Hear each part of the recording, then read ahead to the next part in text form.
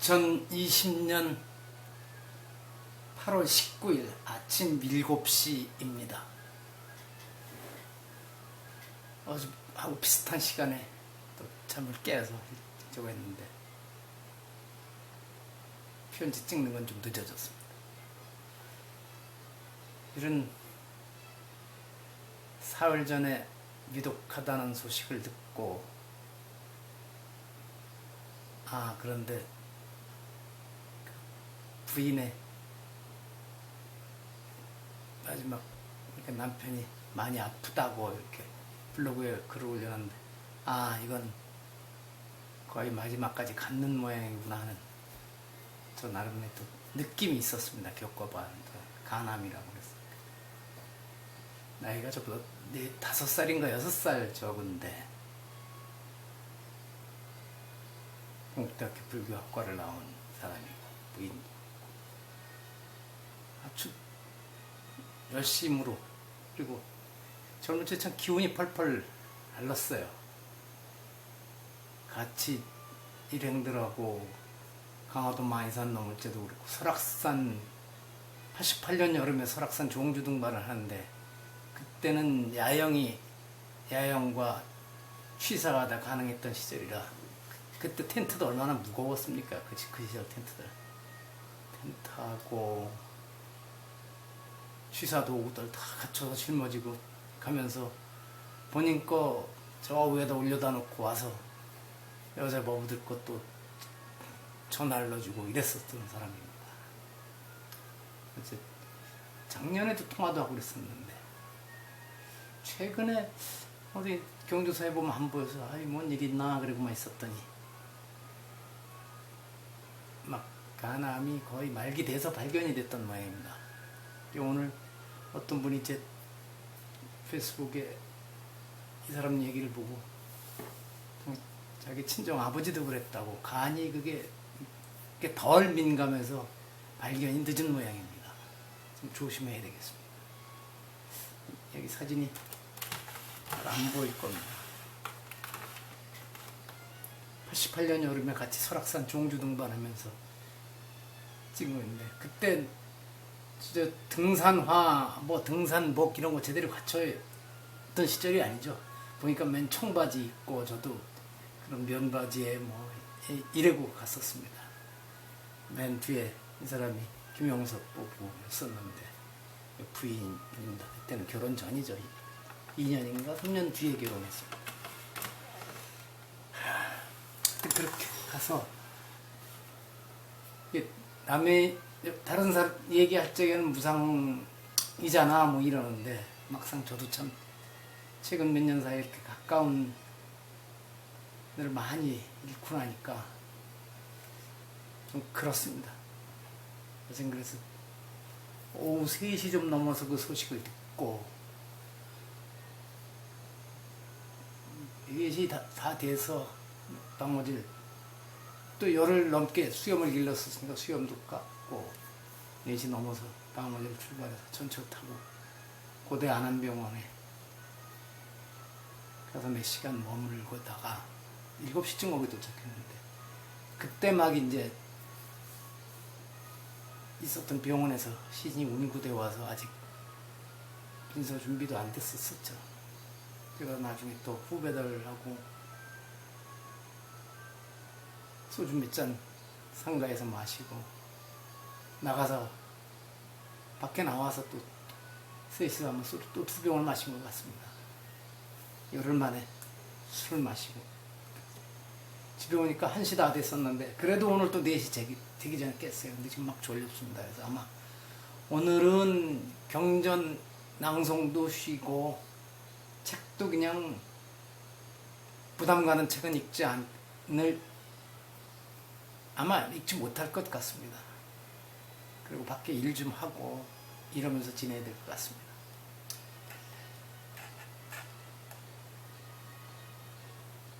어제 제가 그런 얘기를 일기에다 써놨어요. 전 그 목사가 대표회장으로 있는 한기총과 현 정권의 대립이 갈수록 깊고 넓어진다. 이 사안이 종교 문제가 아니라는 점은 정권 쪽이나 교회 쪽이나 다 잘 알고 있다. 그러면서도 교회 쪽에서는 이것을 종교 탄압과 차별로 들고 나온다. 왜? 그래야 신도들을 동원하기 쉬우니까. 다른 이유는 없다. 그러면 이게 종교 문제가 아니라는 사실을 잘 알고 있는 정권 쪽에서는 어떻게 하느냐? 이 일을 문체부 종무실에다가 해결하라고 압박하면서 쪼아댄다. 종교 업무 아니냐는 식이다. 그러니까 정권에서도 이게 종교 문제가 아니라는 사실을 뻔히 알면서 종교 업무로 경계를 설정해놓고 도피해버리는 것이다. 정부에서 전 무슨 목사 관련 사항은 결코 종교 문제로 보지 않는다고 분명하게 선언하고 철저하게 비종무적으로 대처하기를 바란다. 이 주문을 들어줄 리는 만무하겠지만 그렇죠. 전 무슨 목사가 버리고 있는 그 얘기가 종교의 영역과는 이미 선을 많이 넘어섰다 그러면은 정부에서도 분명히 이건 종교가 아니라는 쪽으로 가야 되는데 그러면서 또 종교적으로 해결해라고 또 하면 안 되지. 네? 결국 그렇게 못할 겁니다. 근데 어제는 뭐 누가 어떤 물건을 좀 필요하다 그래서 찾는데 몇 시간을 헤매도 못 찾겠어요. 그러면서 이 방에 있던 또 제가 아끼는 뭐 물건이 하나 있는데 이 방 정리하기 전에 분명히 보고서 어디다 잘 둔다고 뒀는데 어제 뭐 몇 시간을 그것도 또 같이 찾아봐도 도저히 못 찾겠어요. 근데 오늘 아침에 그냥 우연히 또 눈에 뜨이네요. 요즘 이러고 있습니다. 하긴 저뿐만 아니라 많은 분들이 그러더군요. 전화기하고 안경 어디다 뒀는지 못 찾는 경우가 많다고. 그래서 어느 분은 집 전화를 한 대 놓은 유일한 이유는 휴대전화기 어디다 놓는지 못 찾을 때 전화 걸어서 자기 전화에다 전화 걸어서 가서 그 찾느라고 휴대전화기 저 집 전화기를 놓는다고 그러더군요.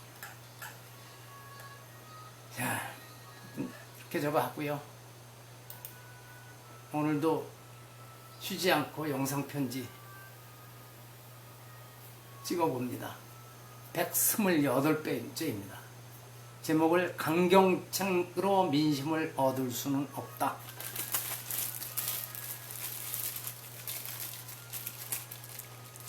요새는 붓펜으로 써봅니다. 그저께까지는 매직으로 쓰다가 형벌부족 형벌 부족 이외 기의 이래죠. 형벌로서는 부족하다 뭘 하기가 그것으로서 외기의 그 뜻을 두렵게 만들 수가 없다. 이게 그 뜻은 백성들의 뜻일 겁니다. 그 다음에 살육 부족 살육이 뭐죠? 살육행위 아닙니까? 사람을 죽이고 도륙한다 그러고 살육하는 행위로만으로는 부족 이복기심 백성들의 그 마음을 복속시킬 수 없다.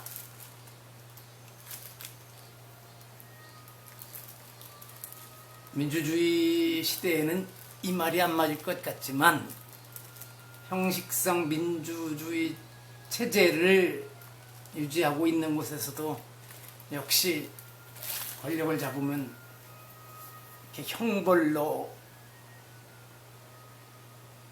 사람들을 벌벌 떨게 하고 싶고 그게 꼭 의도 자체는 나쁜 게 아니고 나쁘지 않은 경우도 있습니다. 그래야 질서를 바로잡겠다. 그래야 힘없는 사람들이 저 함부로 하는 사람들한테 당하고 살지 않게 정부가 나서서 강경책을 써야 된다고 그러는 경우들이 많죠. 일정 부분 필요하죠. 그런데 그것이 그 경계선을 넘어가면 안 됩니다.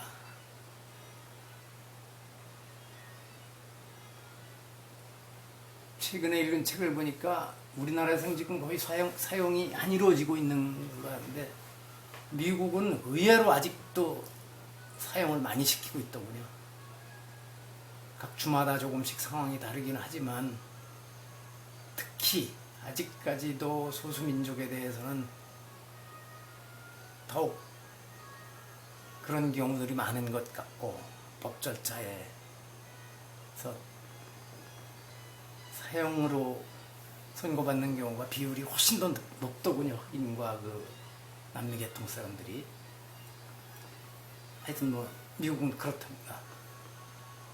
자, 그래서 제가 2015년 9월 21일에 이렇게 써놨어요. 현재도 그렇지만 또 우익 독재든 좌익 독재든 역사상 모든 독재자들의 공통점은 가혹한 형벌과 무시무시한 살육으로 백성, 국민을 두렵게 만들어 사회를 안정시킬 수 있다고 믿으며 실제로 그렇게 밀고 나가는 것이다. 물론 짧은 기간으로만 보면 효과를 내는 것처럼 보일 때가 많지만 그렇게 해서 성공했던 정권이나 왕조가 없었다. 그런데도 아직까지도 형벌로 모든 것을 해결할 수 있다고 믿고 그렇게 추진하는 권력자들이 세상 곳곳에 넘쳐난다. 히틀러도 그렇고 우리나라에서도 그랬죠. 일벌백계 주의로 가면 나라가 참 백성들이 편하게 살 줄 알아. 그렇게 밀고 나갔던 사람들이 꽤 있었죠. 그러면 얼핏 좋아 보입니다. 결국은 실패하죠. 요즘도 참 바로 강경책 얘기가 자꾸 나와요. 과거엔 군 장관도 군 출신들이 많이 하고 이러던 시절에 그랬었지만 지금은 그렇지가 않은데 왜 저렇게 강경책만 자꾸만 얘기를 하고 언어가 이렇게 강한 언어를 쓸까? 심지어는 대통령이 페이스북에다가 이렇게 강한 어조의 말을 자꾸만 올리고 이거는 아닌데 하는 생각을 자꾸만 요즘 고개를 갸우뚱하게 됩니다. 특히 직책이 올라가 있는 사람일수록 장관보다 국무총리보다는 대통령이 훨씬 더 말을 아껴야 되고 말의 강도는 그렇게 강한 단어를 쓰면 안 됩니다. 힘을 보여야 될 땐 보여야 되지만 그거는 다른 방식으로 보여야죠. 하여튼 그렇습니다. 형벌로는 백성들의 마음을, 그 뜻을, 백성들이 가지고 있는 이렇게 의지를 두렵게 떨게 할 수가 없고 마구 죽여대고 그러는 사륙으로서는 백성들의 마음을 복종시킬 수 없다. 이거는 시절의 변해도 마찬가지일 것입니다. 하여튼 이렇게 해서 또 마칩니다. 이러고 있는데도 눈은 졸렸습니다. 3시간도 못 잤죠.